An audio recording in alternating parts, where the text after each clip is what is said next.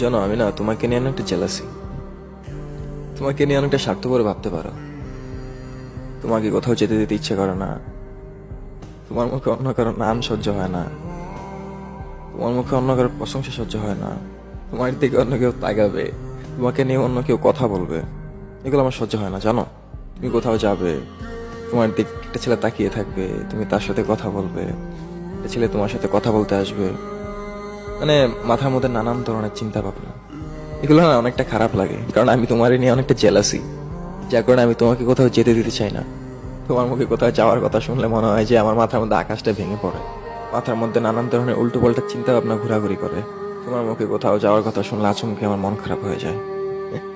জানো, এগুলা হয়তো বা তোমার কাছে একটা সমস্যার মতন হতে পারে যে হ্যাঁ, তুমি আমার এখানে যাইতে দাও না, ওইখানে যাইতে দাও না। কি করব, আমি তোমাকে নিয়ে যে অনেকটা স্বার্থপর। এখানের খারাপ লাগাটা আমি তোমার কাছে এক্সপ্লেন করতে পারবো না, ওই রকম ওয়ার্ড আমার কাছে নেই, যার কারণে এটা তোমার কাছে অনেকটা বড় সমস্যার মতন মনে হতে পারে। কিন্তু ব্যাপারটা আমার কাছে অনেকটা অন্যরকম।